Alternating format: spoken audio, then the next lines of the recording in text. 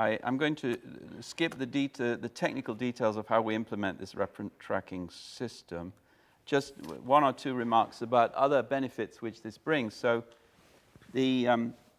since the IDs will be IDs also for events, processes, and since those processes very often will have GPS coordinates or some other kind of spatial location metadata associated with them, this means that mapping will be an automatic byproduct of the UE assignment process. Not just mapping of the things which are being identified, but also mapping of the persons or software which is doing the identification, because they will have IDs, and the assignments of the UEs will have IDs. And so you will get a very interestingly detailed map automatically. Now, another benefit, which I haven't talked about, but the idea is that when you assign UEs, then in very many cases, you will know what the entity is to which you're assigning a UE.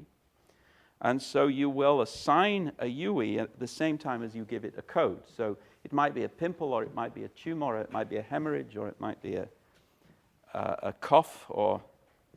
And each time you assign a UE, the code goes hand in hand with it. And all of the other doctors within the system will be assigning UEs in association with codes. And you can use this as a way of quality control for the code assignment of the doctors.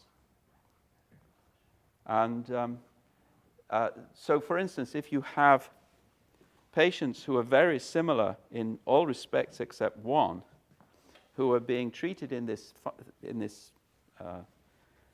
additional respect quite differently by one doctor out of 100, but all the other 99 doctors are treating them in another way, then you can assume that this doctor doesn't understand what hemorrhages are.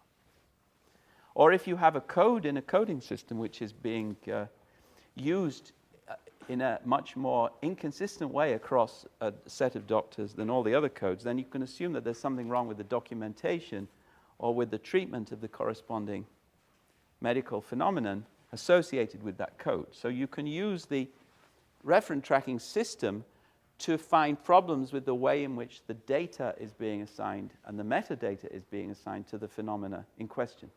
And this is something which is fairly simple to understand in the medical world, where there are big problems with coding systems. And I'm assuming that something similar will apply also in your world. It's also a way of creating mappings between coding systems, which we're going to need more and more, because in the US, at least, we have a rather small number of mutually incompatible secret coding systems for medical records. And we need to find ways in which we can create maps between the data coded using these systems. Now, I've been accused during the break for doing something which I warned you I would do, which is to describe rather academic visions which are far removed from the actual down-to-earth possibilities within the real world. But many of these ideas are already being implemented experimentally in hospitals.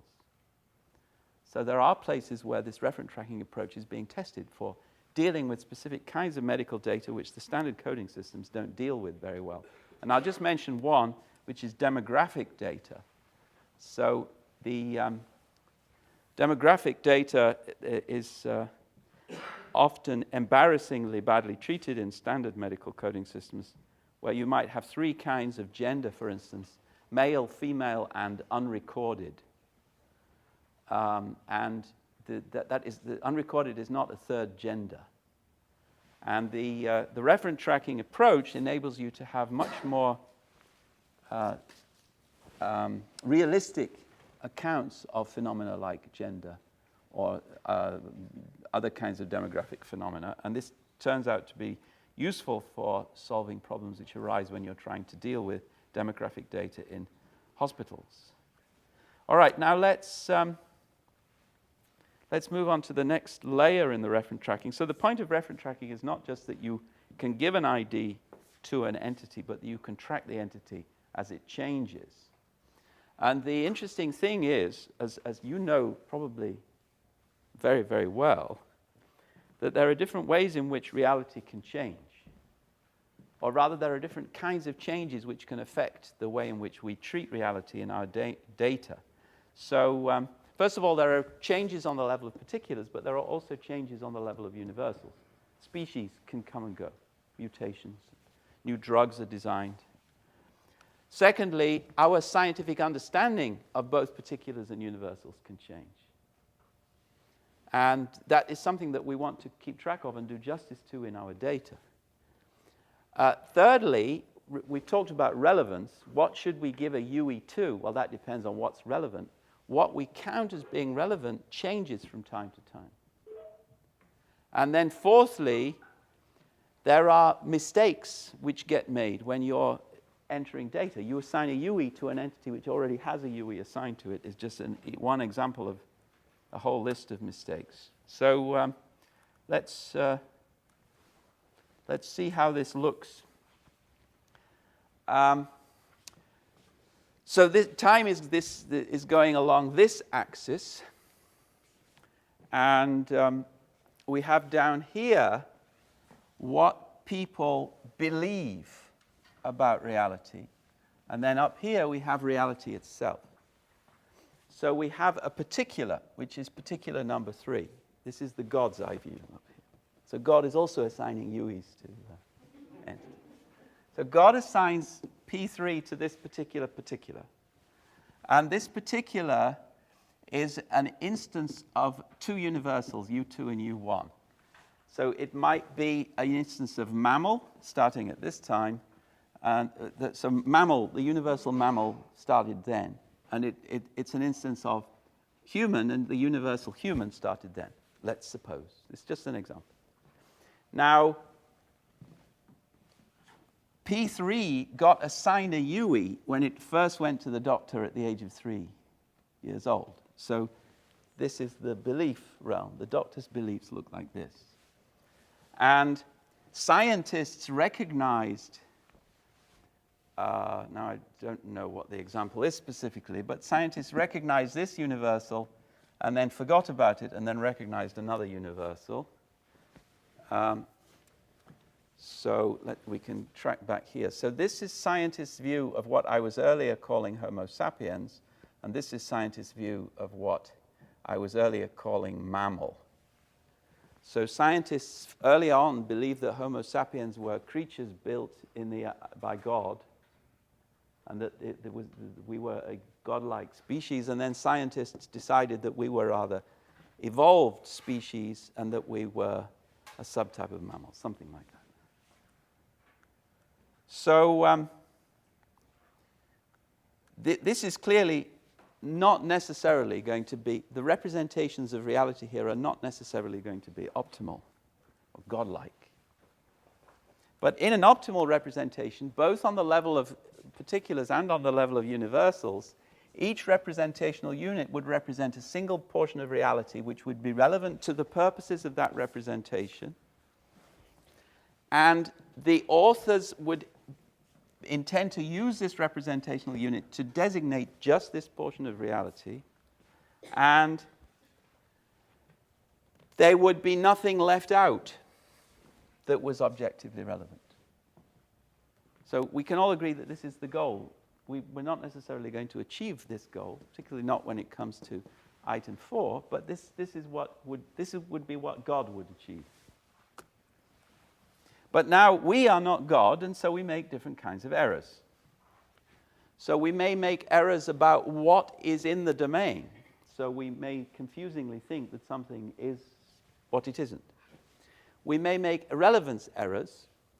So we may think that something is relevant to our purposes. So we may hear a bird cry and think it's relevant to our study, but in fact it's a video recording behind a tree. And we may make encoding errors. So we may just code things wrongly and thereby have a... now, the first thing that comes in large capital or large letters, this is something which my Flemish colleague really obsesses about. Any change in an ontology or data repository should be associated with a reason for that change. The reason is that if you associate reasons for change, then people later on can measure the quality of your work and find out how to do better work. And so this is, I don't know whether this is a generally recognized good policy. Yes and no. I think. But it is a good policy, but it's a pain in the neck. No, I think when using LSIDs, which prescribe to version any change, you can get crazy when you're just establishing lists, so that any misspelling has to be version. I see. I think that you need some timeline where you could say something is published, and then you need to track the changes. But you also need some time where the change tracking is not compulsory. So I would say that, again, if we're talking about ideals, then everything should be published from the very beginning. So, of course, the beginning then is... You just also had something which was called draft. Yeah. Well, that's a form of publication too. So, let's look at gender. John Smith is represented in an electronic health record at time T1 under the heading male and at time T2 under the heading female. So what are the possibilities here? Well, you can guess already what the possibilities are. So the first is surgery. The second is legal self-identification. The third is a change in understanding about what it is to be female. And the fourth is the data entry mistake. Now, all of those kinds of changes need to be accounted for if we're going to do our job properly.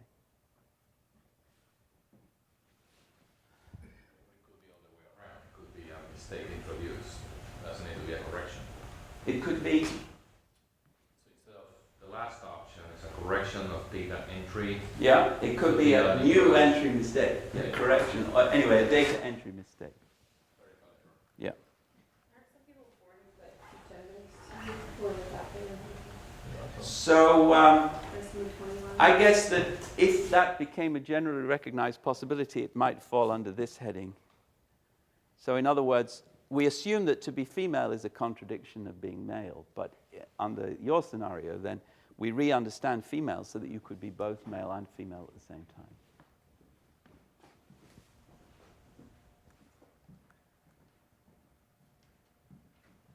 Now, another issue that arises is that different people are going to be recording data, and they may not be recording data in a compatible way. So it may be that different authors describe different aspects of the same reality, in which case we do have compatibility. It may be that some authors make mistakes, and that incompatibilities between different authors arise just because of errors. If we have two or more authors of data compiling data about a particular item in reality, then we don't have a God's eye perspective which can tell us which of the authors of data is correct and which is incorrect. Moreover, it may be that two ontologies have been developed at different times. One says reality is one way, another says reality is another way, and it may be that the reality itself has changed in the intervening period. So again, all of these are reasons why it's going to be difficult to find some kind of a metric for data quality which we can apply easily.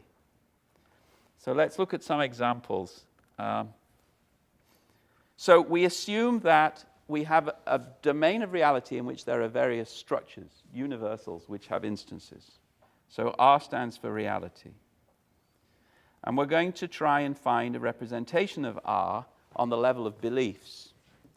So a particular recorder of data or a particular observer is recording reality and is aware of these two universals and has beliefs about them. So these beliefs are about these universals. And then these universals just escape this particular recorder's attention. He doesn't know about them or he doesn't care about them. And now he writes an ontology. So he creates an ontology which is O1, which is published in draft form. And there is a node within this ontology which is representing this universal, which corresponds to the belief representation here, which is also about the same universal. And there is nothing in the ontology to correspond to this belief. So the ontology is a partial representation of that part of reality which the author of the ontology believes to be relevant. Now somebody else comes along and creates another set of beliefs which overlaps with the first set of beliefs, but which deals with some other universals which the first set of beliefs did not deal with. And he creates an ontology, O2. And then O2 and O1 both contain a term which refers to the same universal.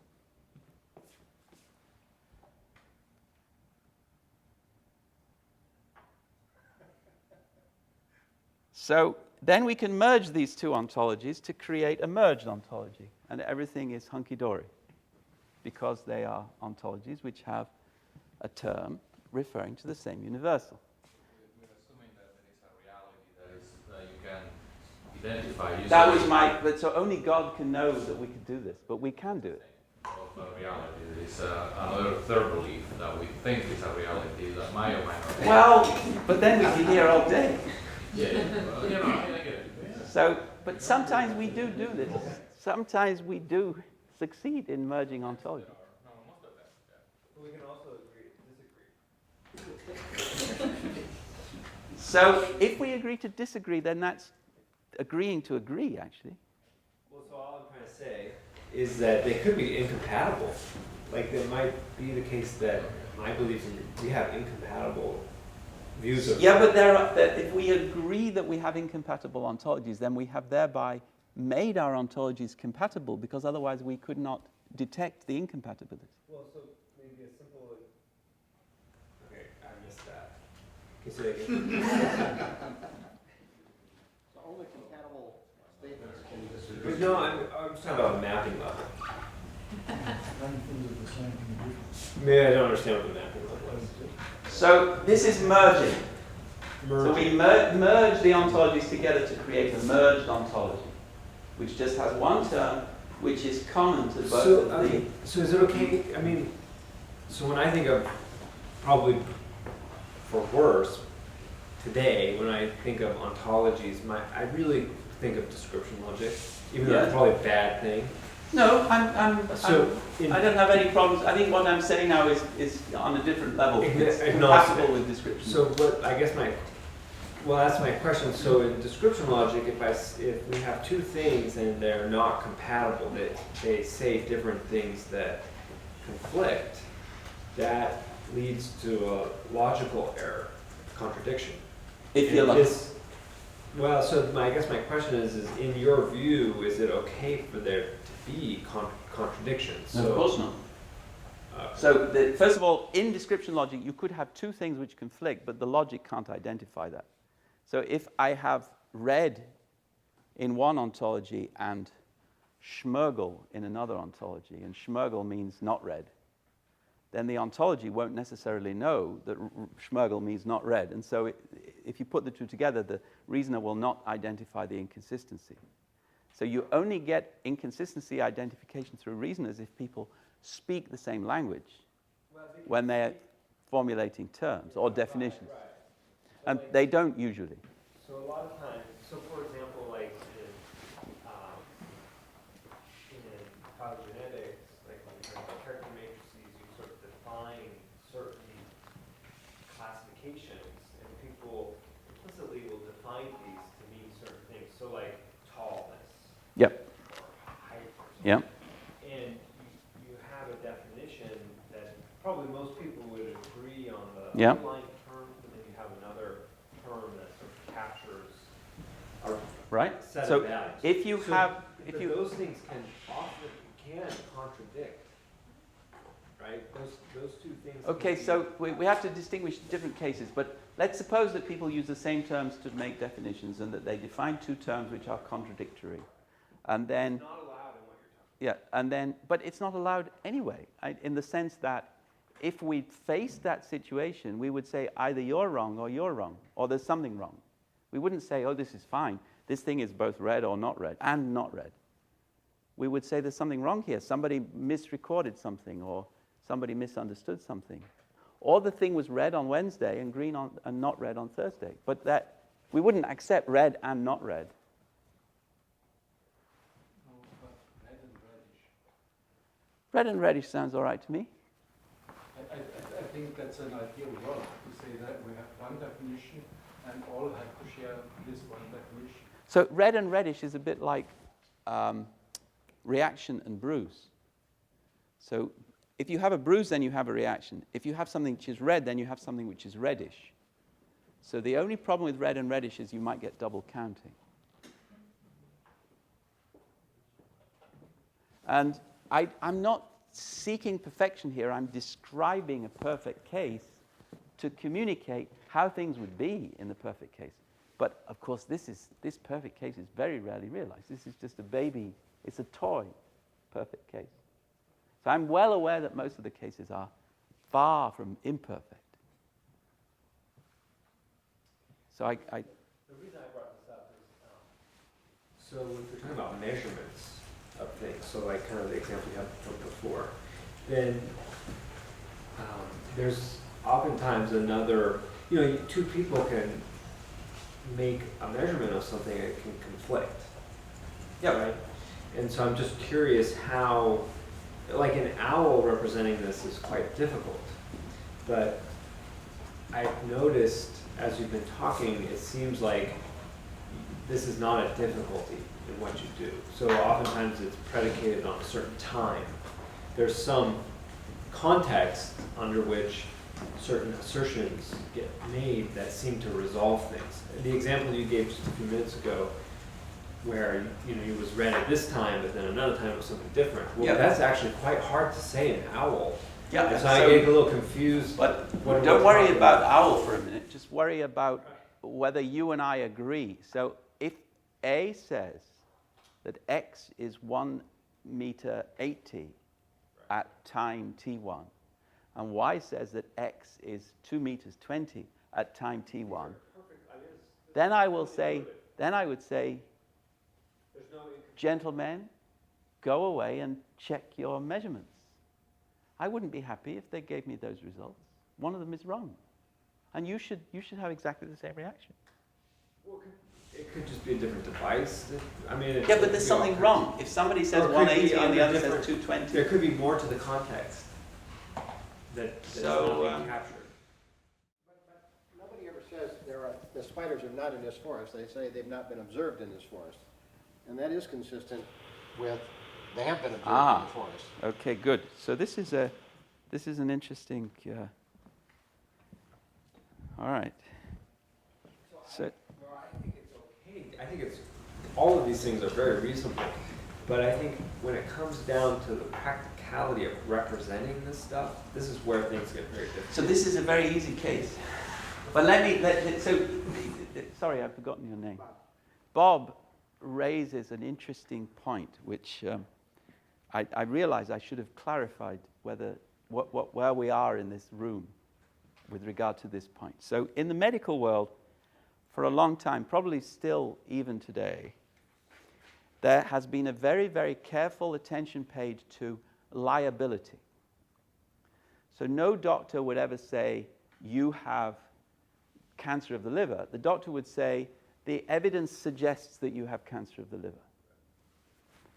And the result of that is that in the medical record, you don't find statements like John has cancer of the liver. What you find is Dr. X observed that cancer of the liver. So everything is framed in the observational tone of voice. And that means there's no contradiction, because if Dr. A observes P and Dr. B observes not P, then there's nothing logically wrong with that. One or other of them may be wrong, but something certainly is wrong. So is the data that you're collecting always of the form, we observed that P, or is it of the form, this tree was 1 meter 80 degrees, 1 meter 80? Well, from my experience, I'm a computer scientist. Yeah? Psychologist. You don't have to person. But it's of the former. It was observed. This is something that was observed. Okay, so what is that? But that's only true for recent data. For example, if you have a very old collection, you just have the fact that was observed there. You might even just have a very vague geographical description of the location where it was found, that the specimen was found. But it will say the specimen was found in Asia. Still an observation. I mean, still somebody's asserting this. So this is very important, so I want to check. So what's the general view? Are we talking here about data of the form, it is observed that, or it was observed that? Or are we talking about data of the form, this tree is 1 meter 80? Well, I think it depends on the data, like annotation, which are name changes for specimens, are assertions that the author's name and a date, and that's an observation. You know, I observed this species to be X, and that goes on the specimen. It's clearly an observation of the ID or a determination of what that particular scientist thought that species was at that moment. Unless you're looking at Genbeck and words of fact. So it's not, this is a, Well, it's a fact. It's asserted to be a fact. Well, isn't that true of every data point? You can't say, you don't say, for this thing is 1 meter 80, you say it was measured to be 1 meter 80. That's all you can really, we can only say what we measure. Whether we measure with our eyes, or we use a ruler, or however whatever information we use. So, but in normal life, you use the non-observational tone of voice almost always. So you don't say, I observed that this was the door to the Spooner Hall.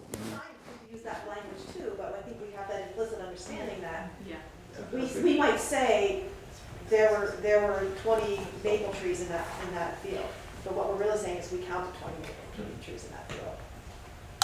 Right? There could have been little ones that missed. So maybe numerical measurements have precision and accuracy. I mean, this is a statement of that it, there's some error. Yeah. So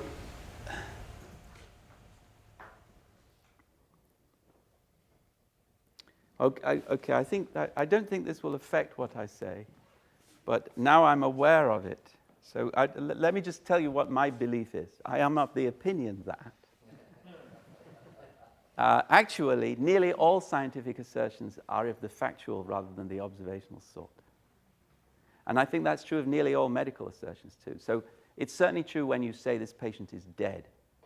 You would never say, I observe this patient to be dead, or I surmise that this patient is dead. You say the patient is dead. Now, Patient's brain dead, patient fails to respond, people come No. violate. You might say this instrument tells me the patient. no, you wouldn't say that. Or you might say with admission. You might say So this patient has 2 legs. You wouldn't say, I surmise that this patient has 2 legs. This patient came to visit me on Wednesday. You wouldn't say, I surmise that this patient. Nearly everything that you said. Okay, but actually with medicine and science, I think there's a real difference here, and that is, I've noticed that scientists and physicians frequently talk past each other a lot, and the reason is that physicians are generally trained to be decisive in the face of insufficient data, and scientists are trained to be skeptical in the face of apparently overwhelming data. And so, that really changes it. Doctors announce, your temperature is 98.3, and someone says it reads differently. It's 98.3 because I said it's 98.3, and that's where truth comes from in the medical record. I and God are channeling the patient. Who are you going to believe? Remember, you're lying me or you're lying. I think you're talking about surgeons. Yeah. But it's always been my position that scientific databases are collections of observations, not facts. Taken from an open universe, not a closed universe, over which one reasons inductively, not deductively, and the opposite is true for business databases. And in many cases, like in hospital systems, they have had historically more in common with business databases than scientific databases. So first of all, I agree with you about the openness, and that every ontology that I talk about is manifestly incomplete and proudly incomplete, always will be incomplete, because reality is always more complicated than we think. But I think that there is a myth which is propagated both in the clinical community and in the scientific community, which rests on the fact that the really interesting things are the things which are observational or hypothetical. And the things which are everyone knows are so boring that you forget about them. So when there's a famous story about when the medical students in the first class come to hear the professor lecture, the professor will say, 99% of everything that you learn in the next 6 years will prove to be false.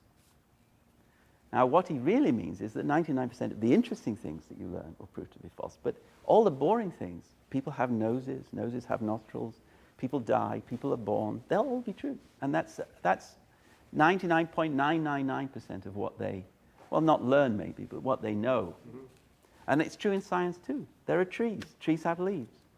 The plant ontology is full of absolutely undeniable universal truths. And then if they're not hypotheses or observations, they are truths. I mean, apart from the mistakes. There are mistakes, but that's another story. So you have to be very careful. So having heard that, do you want to revise your statement of a few minutes ago? No. No, because for the business database, if you've got... No, forget the business. I agree with you about the business. Okay. Think of science and medicine. Most of medicine is something which is known to be fact. Most of science is something which is known to be fact. But the interesting stuff is that's what makes it interesting. And that's why we care about it. Yeah, I tend to operate on the assumption that science doesn't deal in facts. Science deals in our best guess with what might be true given what we know not to be the case. That's my philosophical view of science. But you're forgetting what we know to be the case. No, it's not really... Yeah. In 1950, any reasonable biologist knew that whatever the gene was chemically, it had to be a protein. Did you fly here by aeroplane? I know. We're not going to go into reductionist stuff. But did you fly here by airplane? I know. So do you rely on the theory of thermodynamics? I'm just pointing out that if you look at the history of science, some of the things that people absolutely knew to be true, and everybody knew it, and it was boring, turned out to be false. They're just assertions. Yeah, so Whether it's an observation or not, it's an assertion that somebody can... So operationally, what's the difference? I mean, so whether I record... The difference is that a collection of facts have to be consistent or the collection of facts is in a pathological state. A collection of observations do not have the requirement of being consistent in order to avoid being in a pathological state. Right. He's just described the Republican Party. Which he. So I would say, if you're right, then if two scientists disagree, we should just shrug our shoulders. But we don't. We try and find out a way that they can be consistent. Why? Because the goal of science is to describe the facts. Well, I think like reproducibility is... The goal of science is to produce reproducibility, to provide ever-improved working hypotheses, not truth. Truth is reserved for religion. It's more like it's the probability of it. So you're just one step removed. I agree that anybody can disagree with me, and then it's just a matter of fixing their opinion. So there's one strange thing about truth that science can be, something strange that can be said about science, which it's a truth, but it's a really weird thing. It's model data. If I put my stuff into a mathematical model and I churn it out and it predicts that the rainfall at this spot will be 4 inches, we don't know if that's the reality, but that's the only, I'm supporting the assertion that, a lot of this. Yeah, that's why he travels on airplanes. Because the laws of thermodynamics are true of reality. And he knows that. No, they're good working approximations. Good, see, good. All right, so let's see what happens next. I trust Newtonian physics. I believe in quantum physics.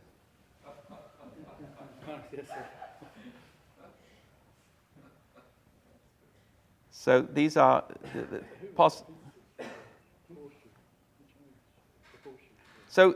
possible scenarios. So in the first scenario,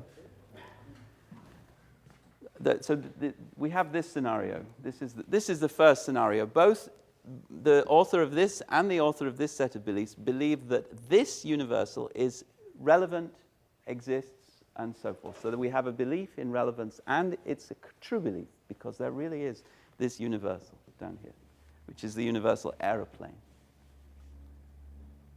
Here, B2 does not believe in the existence of this. Sorry, B2 does not believe in the relevance of this universal, and so does not include it in his ontology. So it is relevant, B2 believes in it, but he does not believe that it's relevant, where B1 does believe that it's relevant and does include it in his ontology. Here, B1 believes in this universal and believes that it's relevant. B2 believes in the same universal and believes that it's relevant. And so this is the scenario that we had on the previous slide. So, but the difference is that O1 makes a mistake. He makes an encoding mistake so that the ontology contains a reference to a non-intended reference. So instead of going to here, which is the way it should have been, it goes to here. So there is a coding error in the third case. So we have three cases. They share a belief and a belief in the relevance of this universal, and so their ontologies can be merged unproblematically. Here, they share a belief in the existence of this universal, but B2 doesn't think it's relevant, which is a bad sign because it is relevant. And here, B1 makes a coding mistake. So we have three dimensions in which we can measure the quality of an ontology. Does the term refer to something which exists? Does the term refer to something which is relevant? And was there a coding mistake made? Now, when we combine these particular criteria together, we can formulate a measuring system which can measure the quality of an ontology. And this has been applied to the gene ontology. So, according to reality, your ontology is good if, assuming that some universal, say aeroplane, is relevant to your ontology and exists, then your ontology is good if it recognizes the existence and recognizes the relevance. It's good if the author of the ontology believes in it and believes in the relevance. And it's good if there is no encoding error, which means that the author intends to refer to that universal by means of this particular term.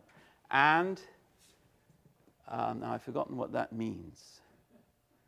And then there is a relation to external reality. So there is really a universal there. So in this case, we have no errors. And we have no errors if there is nothing at all in the ontology. So an empty ontology doesn't make any mistakes. It's just very modest. And this is true even if universals exist, provided they're not relevant.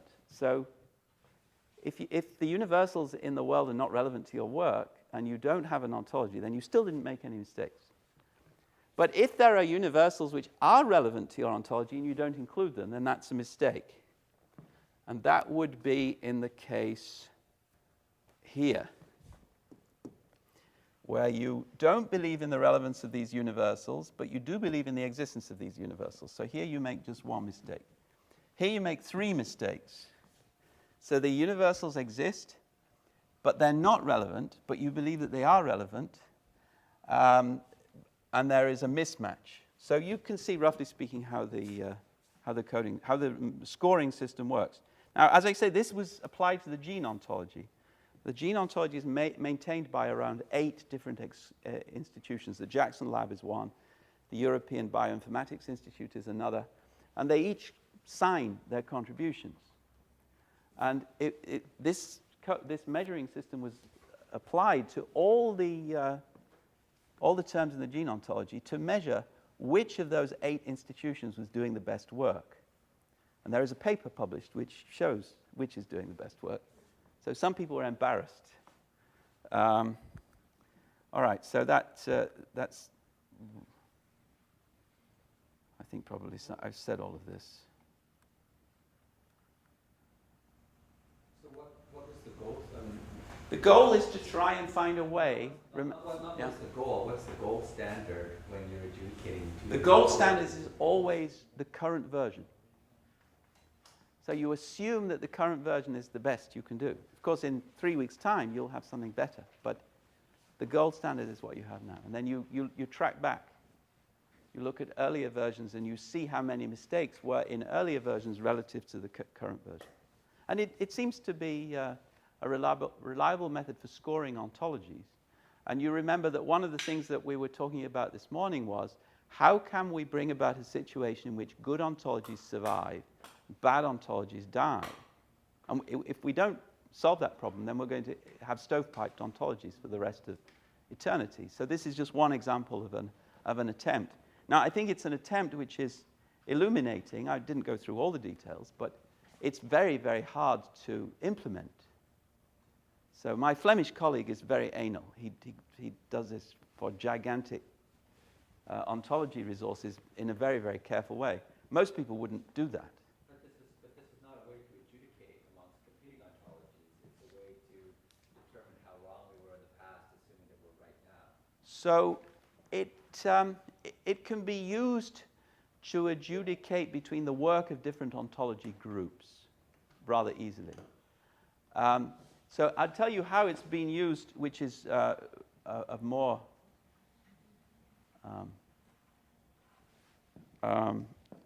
obvious relevance. Do you know what SNOMED is? So everyone know what SNOMED is? SNOMED is a systematized nomenclature of medicine. And it's an international standard based now in Copenhagen. It has an infinite budget, in the sense that I think 15 governments have committed to paying several $1 million each per year in all perpetuity. And it's a very large medical coding system. Now, for most of its existence, it was maintained by a very strange group of people who, in respect to certain terms, were making mistakes very, very often. So some terms were doing this. They were going backwards and forwards. Now, we could use this system to determine that SNOMED is actually doing much better work. So that it reached a point where, relative to the work which was being done in earlier generations, it's doing work which would justify reliance upon it. It has problems still, but it has reached a plateau where it's demonstrating some kind of stability from the point of view of these measures, which justify that you should rely on it. Now, this is important because hospitals have to decide what kind of technology to invest in for their electronic medical record. Governments have to decide what kind of technology to invest in if they have national electronic medical records. And this methodology was able to demonstrate that SNOMED is. I guess I'm being denser than usual. Yeah. Because I don't understand how you can. I mean, yes, you're all. It's my understanding from what you're saying is that using the current SNOMED, we can say all these previous versions of SNOMED were deficient. No, so remember that you are also comparing earlier versions. So you can take any version as the gold standard to what in relation. Yeah.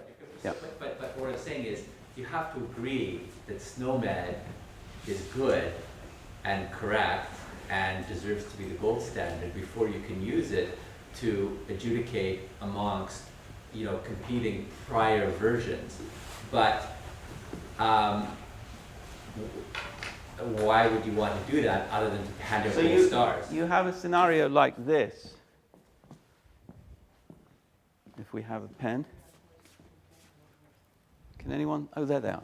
They're standing up.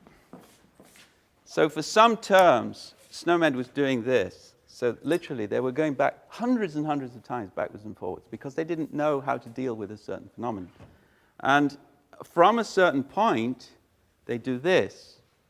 And you can say from about here, SNOMED passes a threshold within which it can be relied upon to yield consistent data over a longish period of time.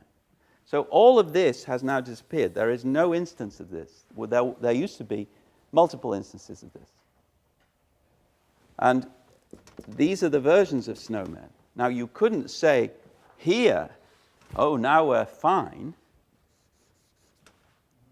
But you can say here that now we're fine. But this is only an opinion. So This is the sort of thing where opinion truly is going to be the best you can get. But when you're making decisions involving the investment of millions of dollars on coding systems, then you need some kind of opinion which can be based upon measures. Now, this is a measure for ontology quality which actually is able to compare quality, not just over time, but also between people working simultaneously. It doesn't go very far, but it does take you somewhere. And the three criteria that I was talking about, namely objective existence, objective relevance, and correspondence, coding error or absence of coding error, are criteria which are going to be important to an ontology. You want your ontology to be about something which exists, or which is believed to exist by the majority of scientists at any given time, as he would say. All right, so... Or at least believed by one person who's got access to funds. No, now you're being cynical. All right, so this is a calculus, and I think I'm coming to the end of this now. So, this is my Flemish colleague speaking now. Realist ontology is a powerful quality assurance tool for building high-quality ontologies and high-quality databases, because almost all of what I was saying about ontology mapping, or ontology adequacy, can be applied to databases too. And so, I guess that's enough for that particular topic. So, now I want to go back to the slides from this morning very quickly and talk about information artifacts. But before I do that, are there any questions about the reference tracking stuff? You mentioned that IUIs are being used. Where exactly, and who's the resolving service for them? So it's Buffalo and Arkansas. So we don't need a resolving service. We're a small enough group. We're doing this experimentally, just to test the methodology. We have people interested in a lot of other places, but reasonably enough, they want to see that the methodology actually works. I have a question about the reference tracking. I'm sorry if you said it and I missed it. How do you later identify different reference? Like if you have an ontology and there's a term in ontology that has an ID, then it's got a definition so you know what that ID number is referring to. If you have this UI that's associated with something, do you also have to provide a description or a definition or something so that you can go back later and know what that UI is actually referring to? Do you create annotations to each UI which describe it? So it's going to vary from context to context, but the paradigm case is the clinician sees a patient, sees a wart, assigns a UI to the wart, and simultaneously the coding system will assign a code to the wart. In fact, it will go the other way around. He will type in wart, and the coding system will immediately assign a number, or it will assign a question. Is this the same wart that you referred to 3 weeks ago? So the existence of these UIs relies on the existence of other types of coded entities. Yeah, ontologies is the ideal would be. Right. So why aren't you implementing the UIs as URIs? So actually, we are. We are. So the prime application of the UIs, as we see it, will be through RDF or through something very like RDF. But that's not the interesting part. That's what everyone does. We want to. So actually, it is the interesting part because it will reveal again some confusions. So the LSID type approach would give a URI to a data resource or to an internet page. And if you look at the discussion of URIs as identifiers, so there's something called the Internet of Things, which is designed to bring about something similar to what I was saying, it seems on the face of it. But then it has things like the number one, which is part of a URI. And then you go to the web page called the number one, and it says the number one. Now the number one is not a web page with the number one written across it. And similarly, a sample that you give a UI to is not a web page with that UI printed on it. So Yeah. So are you claiming that there are no pathological examples of IUI usage? No, I'm just claiming that I enjoy collecting pathological examples. Any more? All right. So now let's talk about the information artifact. So if you go to your handout, you will see that there are two kinds of dependent continuants. There are specifically dependent continuants and generically dependent continuants. So the next part is about generically dependent continuants. And I'll just give you a bit of background. So this is the nearest that Buffo gets to being rocket science. And it's not very difficult, but it's more difficult than everything else I've said so far. So something, the temperature of an organism or the color of a leaf is specifically dependent upon the organism or the leaf. And what that means is that it can't exist unless the bearer, that particular organism or that particular leaf exists. So it can't migrate. Two leaves can have qualitatively the same color, but they can't have numerically the same color. Similarly, two people can have qualitatively the same headache, but they can't have numerically the same headache. I cannot have your headache. You cannot give me your headache. I can't copy your headache and download it in another head. So, are we agreed? Yes? I'm only now realizing the implications of your pathological example. Are you Yes. saying that you don't see a path to, or maybe tell me if I'm correctly realizing the implications. Do you see a path to implementing IUIs as HTTP URIs? So,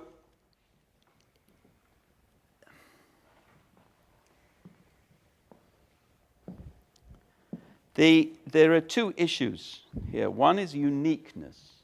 One is guaranteeing uniqueness. And one is guaranteeing reference. So we can guarantee reference rather easily, even for the bird flying above our head. We can't guarantee uniqueness very easily.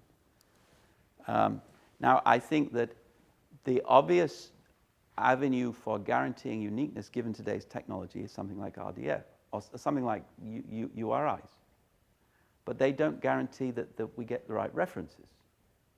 And so we need to do some thinking about how we achieve the right kind of reference using URIs. And the way I would suggest is that you use the URI to identify a web page, but then you see the content of that web page not as the thing which is identified by the UI, but as a uniqueness identifier, something like that.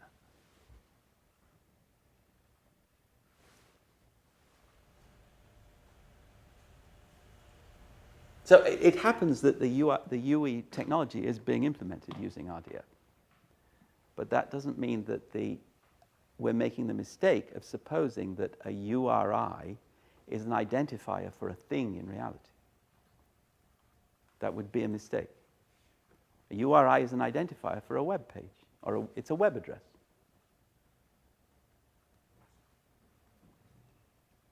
So the IUI refers to a thing in reality. Yes. Oh, including web pages. Yeah, sure. Yeah. So one of the ways in which we implemented UI technology, which you can all check if you're interested. I'll write it on the board later on. So my Flemish friend Koisters has implemented all his web pages in such a way that every web page has a UI.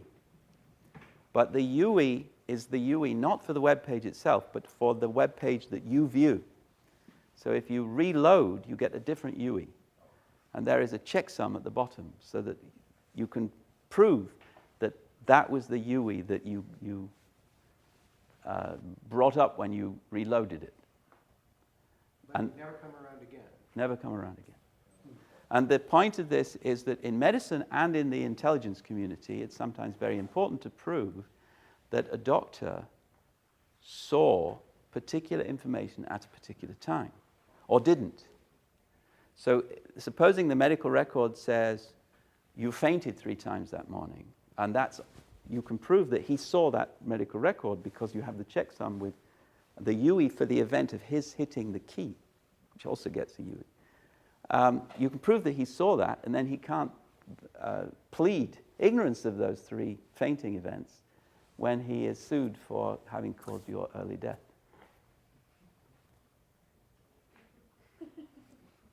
Numbers are free. It doesn't cost anything. If it's a matter of life and death. So, not to flog a dead horse, but going back to the UEs pointing to web pages about things. Yes. If I have a UE that points to say I want to identify a specimen in a drawer, and I take a tissue from that specimen, that tissue then is sent to a repository, then it gets a DNA extraction. I can't get a tissue or a DNA extraction from a web page. I can only get a tissue or a DNA extraction from a specimen. Exactly. So how then do I join a notion of an identifier for the specimen and an identifier for the tissue? And say that this tissue came from this. So I will go back to my original response to his question. Sorry, I don't know your name. Joel's question.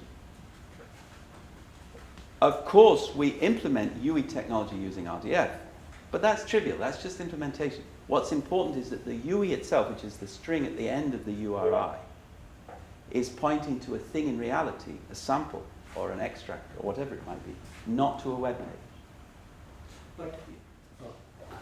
So you're just distinguishing between the UE and the URI. Exactly, yes. The UE is just the end part of the URI. And we use the URI just because the technology is easy. Why can't the URI be the UE? Because a URI is a web address. And then we get back to your question, how can a web page be But what's the source? difference? It's just a bunch of letters and numbers. So your credit card number is just a bunch of numbers, but that doesn't mean that it's not a very important number. So that this is what I'm going to be talking about next. Numbers and strings are much more complicated than Isn't we. it quite common in the semantic web to have URIs that don't resolve, never are intended to resolve? They satisfy the syntactic constraints right. of something, but they're a unique identifier otherwise. So that in that sense, it's distinguishable, I think, from the. Yes, so you're right. So, but then really that means that we are just using the URI form as a means of guaranteeing uniqueness.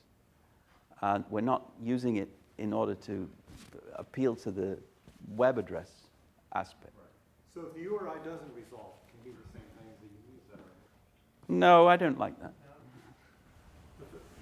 URI, I mean, if that's just used as an identifier, the problem with URIs as identifiers is we think they can resolve. I mean, if it was just a good, we wouldn't think they could resolve, we wouldn't know what it means, it's just strings of letters and numbers. So it's just a method for making an identifier unique that is then assigned to a record, but not necessarily resolvable. So this is really the use of URIs in the context of UE technology is just an implementation issue. It's go on. Could this be implemented then using the hashtag pattern where you have the URL, the HTTP identifier, and then a hash followed by the URI? Yes, that would, again, just be an alternative implementation. I guess you could implement it by having all the UIs on one web page. Well, no, but right, the hash is used in different, right? I mean, this is part of the reason why maybe data kind of is moving away from the hash representation is that it had this, the hash has this meaning from HTML. Yeah, right, yeah, right? yeah. But So the proposal was that you could could also use it to refer to things that aren't on the page. One key to the success of UE technology, if it's successful, one key to the success... The hash is stripped by the browser before it's sent via HTTP. Right. So it's part of the URI, but it's not transmitted via HTTP. Yeah. But one feature of alphanumeric IDs, which is valuable, is that they don't have any meaning. They don't wear their ownership, they don't wear their responsible person's name, they don't wear anything on their face. And that's good, because that means that you can use them just as bare identifiers. Now, as it happens, for implementation purposes, the URI is, or the RDF context, is something which is useful to appeal to, but you don't need to appeal to it. All right, shall I go back to credit card numbers now? So the idea behind the information artifact ontology grew as follows. We were building the ontology for biomedical investigations, and very many of the entities which OB needs to deal with are information entities. So we have things like protocols, publications, databases, and so forth. And so because OB was being built as an extension of Buffo, we needed to have some place for information entities within Buffo, because the strategy always is that you define the top level of your ontology by taking a higher level ontology and specifying it. So you always need a hook. And in the end, that hook has to be in Buffo. So there is nothing in Buffo, or there was nothing in Buffo at that time, from which information entities could be defined. And so we argued about what the appropriate solution might be here, and the key was to find some feature of information entities which distinguishes them from other sorts of entities. And first of all, information entities seem to be dependent upon information bearers. So there are no information entities unless there is some carrier or bearer of that information, whether it's a hard drive or a brain or maybe a chromosome or a paper with ink marks. In each case, we have some physical thing which is the bearer. But now, there's one characteristic of information entities, which is that they can be migrated. They can be copied. So a PDF file on one laptop can migrate to another laptop. So it still needs a bearer, but it doesn't need this specific bearer. It can move without loss from one bearer to another. And in this sense, information entities are not specifically dependent, as are headaches or colors or temperatures. They are generically dependent. So they have to have a bearer, but which bearer they have is to some degree variable. Now, from this point of view, protein sequences are information entities. Or anyway, they are generically dependent continuants, because a protein sequence can be copied. And we were very keen not to be embrangled in arguments about whether genes are information. And so in order to solve that problem, we said, well, we will take an easy way out by focusing not on information entities or generically dependent continuants in general, but rather we will focus only on those information entities which are created by human beings deliberately. And so, in other words, we shall focus on information artifacts. What this means is that information artifacts are entities which have a certain provenance. Namely, they were created deliberately by human beings. Now, examples of information artifacts are credit card numbers, which are, in fact, my favorite example. Credit card numbers are not numbers. So, anyone object? Yeah.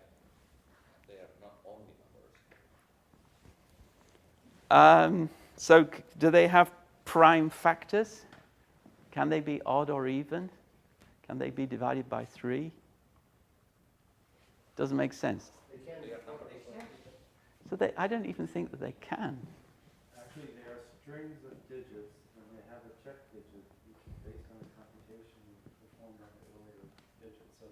some senses they are numbers. In other senses, Yeah, they're I strings. don't think that they're strings either, because if they were strings, if they really were strings, then the very same string could be a credit card number and a social security number. But no credit card number is ever a social security number, and no social security number is ever a credit card number. We have a different number of digits. Well, leaving that aside. One day there'll be more digits in a social security number. By then there'll probably be more digits in a credit card number. So I think that these are cultural entities like poems or birth certificates. So if we have a very short poem and the wind blows the sand on a beach into letters by accident and creates shapes which are the same shape as the letters which make up that short poem, then it will not be the case that the wind has written a poem. He's nodding. Why not? Because the poem has to come into existence as the result of a deliberate act of a human being. Whether it's actually writing the poem or programming a computer to write poems, in both cases it's a deliberate act. Now similarly, a credit card number has to come. A credit card number has. So I think I need to mute something. No, it's fine. Yeah. The people on the phone are complaining about roosters crowing, low whistling sound, and some typing noises. So I was trying to. So they're not complaining about me stomping. Anybody else notice the rooster? All right, so a credit card number has to come into existence through a deliberate human act of a very, very specific institutional sort. Without that act, there is no credit card number. But there was a string beforehand. In fact, there was a string in the computers of the credit card company. But that string was not a credit card number until there was the corresponding account with the corresponding legal properties. So a credit card number is not a string. It's a different kind of artifact. Am I right or am I? You're more right, I think, when you say that a credit card number is not an integer, because, as you point out, integers have certain properties that you can add to them, and you can apply the grow out of axioms. But strings, obviously, I know what you mean. But strings. The only properties that are, strings have properties too. There's you can impose a dictionary order on them, and you can do various substring operations. Here's a question: take the string operations from your favorite computer language. Can you apply them to credit card numbers? And I would say you're applying them to the strings which are isomorphic to the credit card numbers in some obvious sense. You take two credit card numbers and append them, you don't get a new credit number. This is very close to the use of white Credit card card numbers numbers. are not closed numbers. There's a string that serves as a credit card number as a string. Like, There's a white horse, a horse. He didn't say it's not strings, that wasn't it? In another venue, you would say. They said they were strings. It That's is what an attribute. Credit card would be It's a credit card number entity. Very. And it has a Yes. string Very attribute. that's Right. So we need to create some order in this string. So he suggests that a credit card number is a string with an attribute. Well, it's a entity Yes? with an attribute of being a string. Ah. Okay, so then being a string is not like being a mammal. So I think we shouldn't even talk about this because it's like strings and integers. These are, they're ways to store data, but they don't have any really semantics, right? So this is what you're arguing, I think. Yes. Is that a credit card number can be represented as a string, it can be represented as an int, a long, it could be represented as a float, right? But it has a meaning that's Okay, so independent of the way you actually then you're represent agreeing it. with me. Well, I'm not sure what argument you're making, I but think certainly this is another corollary to this synonymic dilemma of the use of the English language. So you pick a language term like number. And then Yes. we sit around here, and if you look it up in, you know, the Oxford Dictionary, it comes with 10 or 15 definitions, and we sit here arguing, well, I'm using definition 3, but somebody else uses definition 6, and we'll never resolve that argument. Yeah, so Unless you get out the dictionary and say, see, I'm looking at 6, you're looking at 3. But that's precisely the kind of thing that we need to do if we're going to make progress here. But So in for the absence each... in the absence of a dictionary supplement, No, you'll no. just sit and say, I say number, you say number, I say number, you say So number. You don't. let's go back to definitions earlier on. So why do I insist over and over again that terms in ontologies have to have definitions? The ontologies are useful only to the degree that they are used. If you have an ontology which is absolutely fantastic, but there's no data annotated in its terms, then you don't have anything. But if you have an ontology which is sort of so-so, but millions of people are using it to annotate data, then you have everything. How are we going to get people to use an ontology to annotate data? And how are we going to get them to do it more or less consistently? By making sure that they understand the terms in the ontology and that they feel a certain assurance that they understand them correctly. How do we do that? By defining those terms in English. And so we don't need a dictionary with 10 definitions. We need just one definition plus authority. And the authority comes in part from having a good definition. So if you use a label like information artifact, then that's unusual, and everyone will stop and say, what's that mean? And Barry told me what that meant. Then the next time you hear it, you go, okay, I guess Well, you can check the I guess definition. that's information architect. Artifact, the only place I ever heard that was in an ontology discussion. But the word number. So that's, but Buffalo does not have the term number.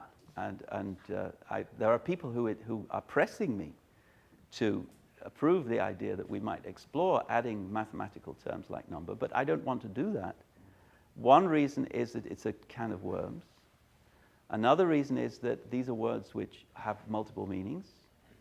And a third reason is, why reinvent the wheel? We have a perfectly good terminology for mathematics. We don't need another one. Does it matter to you that credit card numbers are not integers or strings? Because now this is beginning to become somewhat confessional. So I think that computer scientists have made a mess of databases because they've thought of data in terms of strings and integers and so on, when in fact data is a matter of information artifacts which have a certain provenance built into it.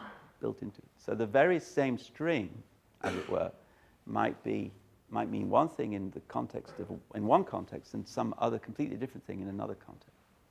And we can only explain that if we see the data item as being an information artifact rather than a string. That's why it interests me.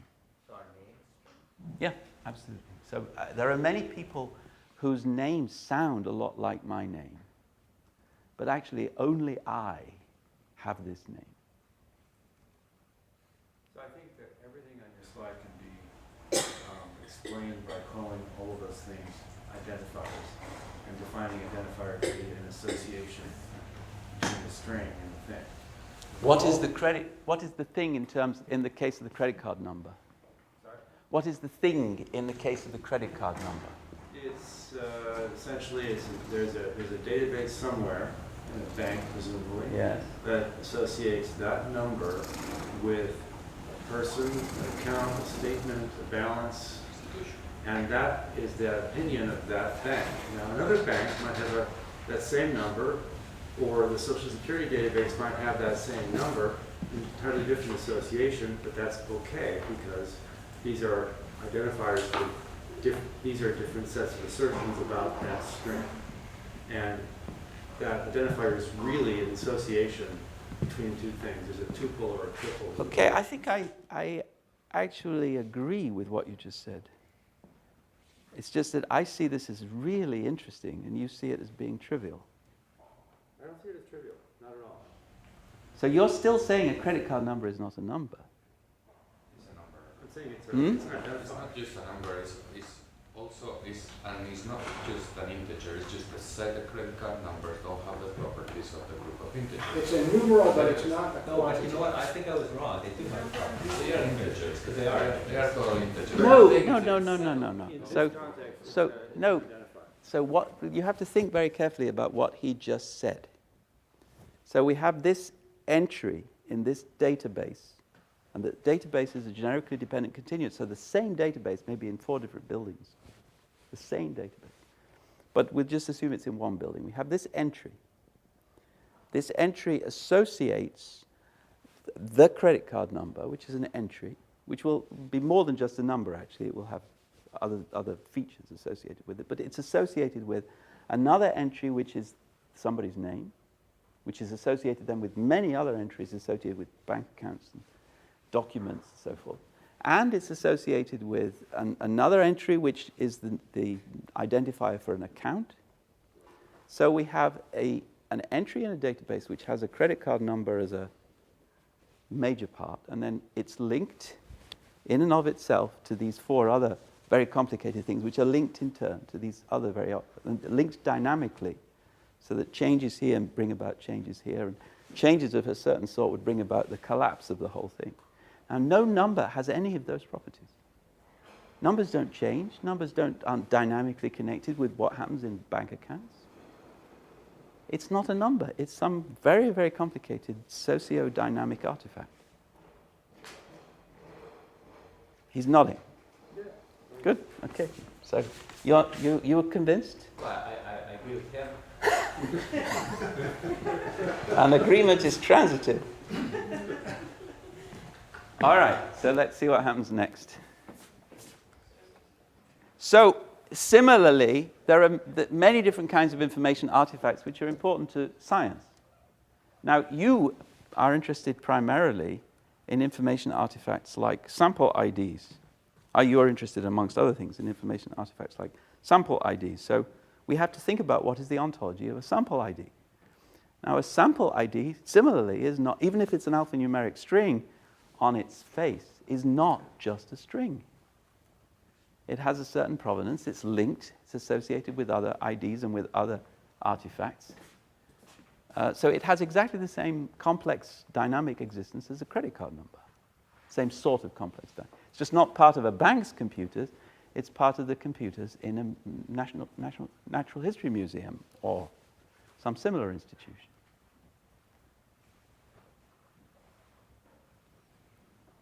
Everyone agreed? We only have a few minutes left, so now would be the time to disagree. Are you agreeing? Well, not necessarily. A serial number in cases, museum and herbarium collections, could actually be the physical thing on the sheet. Ah, now that's interesting. Often. So what happens if you then talk about it in another sheet? Well, you're referring to that sheet. By using the same number? Yes. This sounds a bit actually tortuous. It's exactly the same. The database, the herbarium is a database. We set up like 300 years old, but it's still a database. We don't have we have a lot of cases where we have confusion because the clarity in those distinctions is not very good. So yeah, and I'm trying to get clear, and I think his herbarium is unclear. It's not sure whether it's a database or a herbarium. Well, herbarium is a database. No, it's a hybrid. It's just like zeros and ones. It's like it's pieces of plants glued to sheets of paper with metadata attached. Yeah, and not so. A database is an information artifact. So Here it says so. So well, one of the and no information artifact has leaves inside it. But unfortunately, we're human beings with these rather incredible brains that Okay, so enable us Just to. coming at it like 300 years apart. Yeah. So punch card information systems are not a database because they're physically instantiated, and databases to you are software artifacts. One of the most difficult things to do is to take a commonly used word, certainly one that's been used for decades, turn around and say, I've decided that I'm going to restrict the use of this word, or I'm worse, I'm going to invent a new use for this word that everyone else has been using for this other, and then I'm going to dictate that this word will no longer So be either used. you dictate, or I dictate, or someone else dictates. Well, but no, the dilemma we here have is that we have unless- 8 minutes Yeah, to settle I mean, this. the- Change it from database to information store. But the problem is if Even you do then that, you're on. unless you have everyone gather together in a room and they all take the pledge, when you go and leave your narrow definition and go into a public venue, you're going to spend all your time trying to explain to somebody what you meant when you were clear and you said, just read my book. It tells you exactly what I mean. Now, then they didn't read your book and they're not going to read your book. And so it's one of the dilemmas we have is this lack of clarity, and certainly just declaring that we declare that this is not clear doesn't actually make it. So I'm going to try and get clarity, and I'll start with him. You have an old punch card, which says, it's in a box, it says database number 4. Somebody takes the punch card and takes the data and puts it into RDF format. Exactly the same data, and calls it database number 4. Now, is it the same database? I wasn't asking whether they're the same, I'm just saying. I did ask that. He's asking. But you were saying that an information system that has botanical products attached to it isn't. No, attached is not the word I used. I said Inside. parts. Same thing. Inside, right? The part. So if the database can be here and here, then it can't be. So if the database can be here and it's green, and it's here and it's zeros and ones, the same database, then the database itself cannot be green, because it's here too, exactly the same database. Well, how's that That's the point of data. I know we're not, but We agree that they're artifacts. Right. Just been given. and your database is a hybrid of a database and a herbarium. So is your ontology. Yes. Considering the time, I'm wondering if it would be a good use of time now to try and wrap up this discussion here and figure out or paint the picture for tomorrow. Good. All right. So I have been teasing some people in the direction of thinking about what data are and how they relate to things in reality, including things which they are associated with in a gluey sense. Because tomorrow I want to try and get representatives of the Darwin core and the oboe and what was the germ? Germplasm. And if there are other people in the room who want to volunteer, then I think you should talk to John to see how we can fit you into the program. I think, Joel, you say you wanted to give a short snapshot of the Darwin SW? Good. So my idea... You were one. I coerced you into giving a snapshot. I think it would be cool to look at. So I will be here until 3. After that, you can attack me all you want. But until 3 p.m. tomorrow, I will attack whoever wants to volunteer to be attacked. And as you can see, it's harmless. It's painless. It doesn't hurt. So I will try and pick holes in whatever you present. And if there are no holes, then I will be honest and say there are no holes.